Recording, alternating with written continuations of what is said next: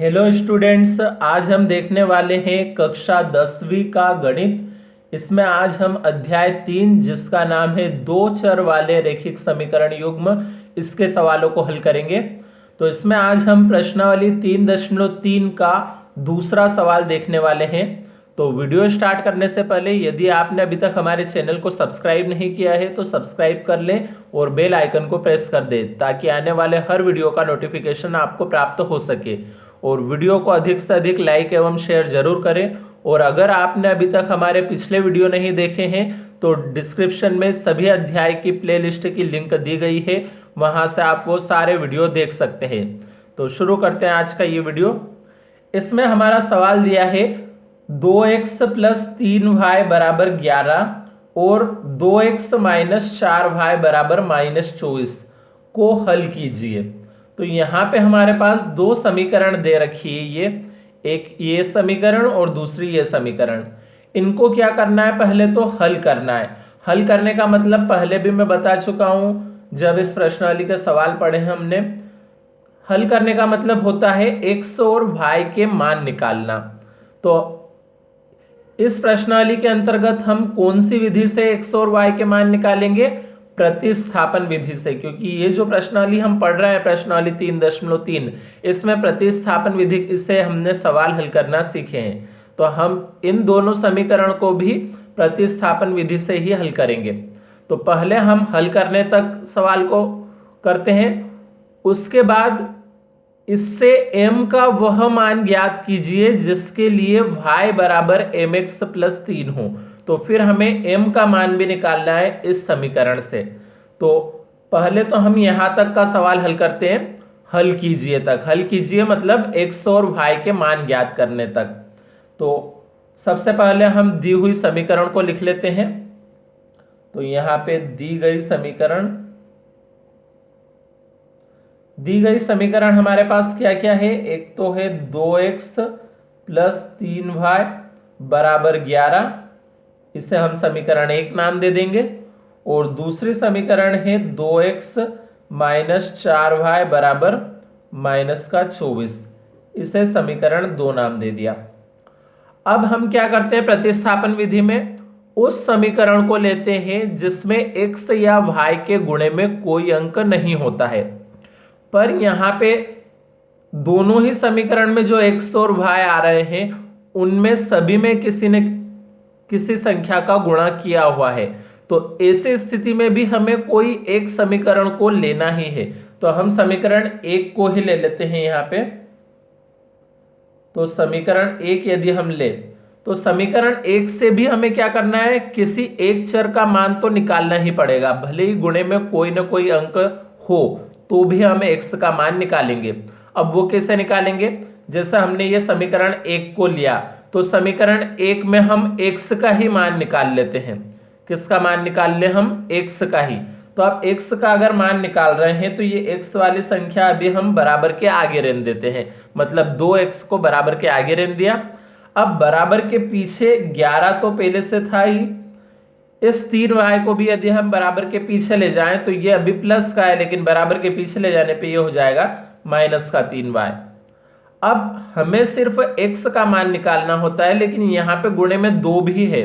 तो क्या करेंगे, हम इस x को तो यहीं रहने देंगे और ये 2 अभी x के गुणे में था, लेकिन जब हम बराबर के दूसरी तरफ लाते हैं तो गुणे वाली संख्या कहाँ पे आ जाती है? बटे में आ जाती है। मतलब इस 11 - 3y के बटे में आ जाएगा ये वाला 2। तो क्या हुआ, गुणे वाली संख्या दूसरी तरफ लाने में बटे में आ गई, यानी कि भाग में आ गई। अब बना लेते हैं हम इसे समीकरण 3, क्योंकि यहां पे हमारा x का मान ये निकल चुका है। x बराबर कितना आया? 11 - 3y / 2। इसे हमने समीकरण 3 नाम दे दिया। अब इस समीकरण 3 में ये जो x का मान नजर आ रहा है ये मान हम कहां पे रखेंगे? समीकरण 2 में। क्यों रखेंगे समीकरण 2 में? क्योंकि इस x के मान को समीकरण 1 से तो हमने निकाला ही है, तो 1 में नहीं रख सकते, क्योंकि 1 से तो ये मान निकला ही है। तो हमें रखना कहां पे पड़ेगा? 2 में। अगर हमने 2 से निकाला होता तो 1 में रखते, तो दूसरे समीकरण से अगर निकाला होता तो हम पहली में रख सकते थे, लेकिन यहां हमने पहली से निकाला है तो दूसरे समीकरण में रखना होगा इसे। तो हम यहां पे अब लाइन लिखते हैं, समीकरण 3 से x का मान समीकरण 2 में रखने पर तो ये x का मान हम कहां पे रखेंगे, समीकरण 2 में रखेंगे। तो समीकरण 2 में सबसे पहले तो हम इस 2 को ऐसा ही लिख लेते हैं। अब इस 2 के गुणे में है x, तो इस x की जगह पे तो हम ये x का मान रख लेते हैं। मतलब इस 2 के गुणे में ये x का मान रख रहे हैं हम 11 माइनस 3y बटे 2, और बाकी ये -4y बराबर -24 भी हम ऐसा ही लिख लेते हैं, -4y बराबर -24। अब अगर हम देखें तो ये 2 बटे में है और ये 2 ऊपर है, तो 2 से 2 कैंसिल हो जाएगा। तो बचा क्या अब हमारे पास 11 माइनस 3y फिर -4y बराबर -24। ये संख्याएं अब हमारे पास बची है। तो अब हम इस 11 को तो ऐसे ही लिख लेंगे और ये y वाली संख्याओं को हल कर लेते हैं। तो ये दोनों ही y की संख्या माइनस की है, तो जब भी कोई दो संख्या माइनस की होती है तो वो जुड़ती है, यानी कि 3y और 4y जुड़ के कितना हो जाएगा, ये 7y हो जाएगा। और चिन्ह हमेशा बड़ी संख्या का लगता है, तो बड़ी संख्या का चिन्ह माइनस का है, इसलिए हम चिन्ह यहाँ पे माइनस का लगा देते हैं। और बराबर में है हमारे पास -24। अब y का मान यदि हमें निकालना है तो y वाली संख्या को तो हम इस तरफ ही रहने देंगे और बिना y वाली सारी संख्या दूसरी तरफ कर देंगे। मतलब -24 तो बराबर के पीछे है ही, इस 11 को भी यदि हम बराबर के पीछे लाएं तो ये अभी प्लस का है, लेकिन बराबर के पीछे लाने पे ये 11 हो जाएगा माइनस का। तो अब माइनस का 7y हमने ऐसे ही लिखा, और यहाँ पे अगर हम देखें तो ये दोनों ही संख्या माइनस की दिख रही है, यानी कि दोनों जुड़ जाएगी। तो 24 और 11 जोड़ने पे कितना हो गया 35, और चिन्ह वही बड़ी संख्या का आएगा, यानी कि बड़ी संख्या माइनस की है तो चिन्ह माइनस का ही। अब इस तरफ के माइनस से ये दूसरी तरफ वाला माइनस कैंसिल हो जाएगा। तो बचा क्या अब हमारे पास 7y बराबर 35। तो y को हम वहीं रहने देते हैं, क्योंकि y का मान निकालना है, तो y को हमने वहीं रहने दिया, और इस 7 को ले आएंगे हम 35 के बटे में। तो ये 7 35 के बटे में क्यों आया है, क्योंकि 7 अभी गुणे में था, गुणे वाली संख्या दूसरी तरफ लाने पे बटे में आती है, यानी कि भाग में आती है, तो हम इसलिए इसको बटे में लाए हैं। अब 7 से 35 को यदि काटे तो 7 पंजे 35, यानी कि हमारे पास y बराबर कितना बचा अब 5। तो ये इस प्रकार से हमारा y का मान तो निकल चुका है। अब इसी y के मान को यदि हम क्या करें, इस समीकरण 3 में रख देते हैं यहाँ पे, तो किसका मान निकल जाएगा हमारे पास, इस x का मान ज्ञात हो जाएगा। तो अब हम यहाँ पे क्या करने वाले हैं, y के मान को, y का मान समीकरण 3 में रखने पर, तो y के मान को हम कहां रखेंगे, इस समीकरण 3 में रखेंगे। तो यहां पे अब हम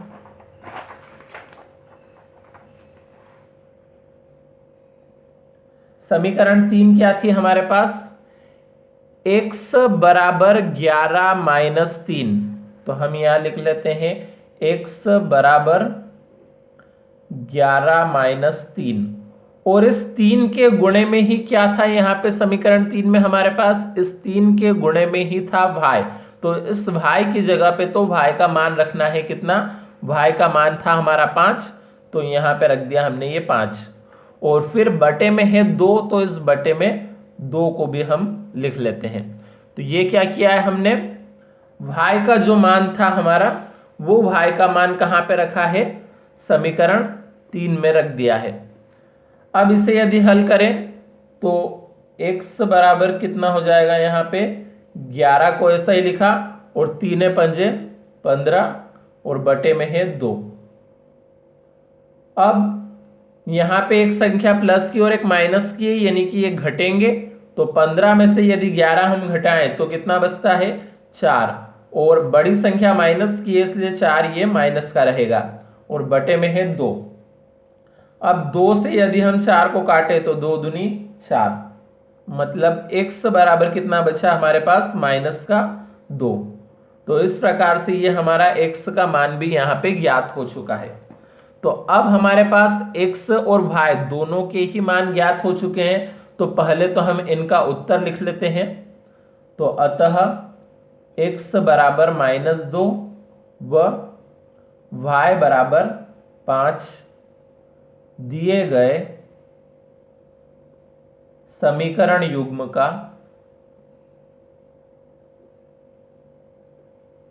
हल है।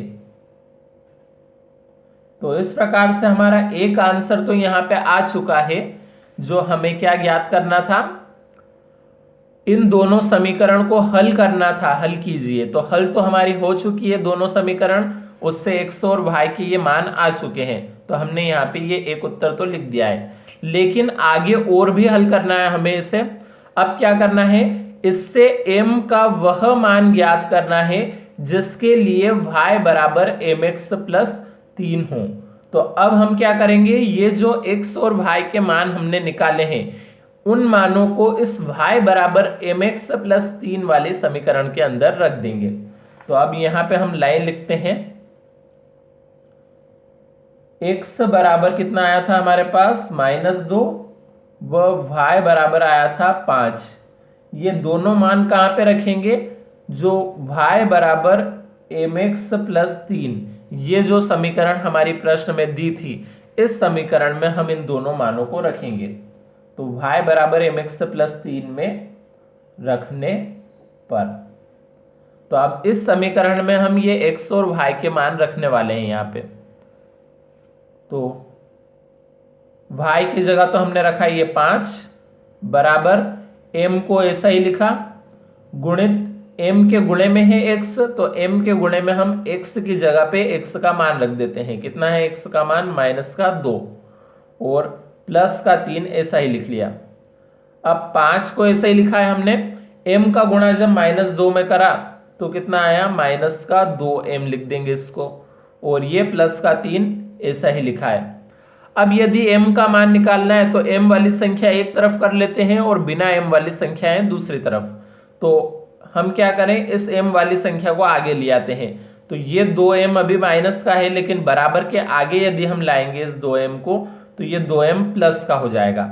और बिना m वाली संख्याओं को हम पीछे यदि करें तो 3 तो बराबर के पीछे पहले से है ही सही, और इस 5 को भी यदि हम बराबर के पीछे लाएं तो ये प्लस की जगह हो जाएगा -5। तो अब 2m बराबर हमारे पास कितना बचा, ये घटेंगे क्योंकि एक प्लस की और एक माइनस की है। तो 5 में से 3 घटाया तो कितना बचा, 2। और चिन्ह कौन सा आएगा, बड़ी संख्या माइनस की है इसलिए चिन्ह माइनस का।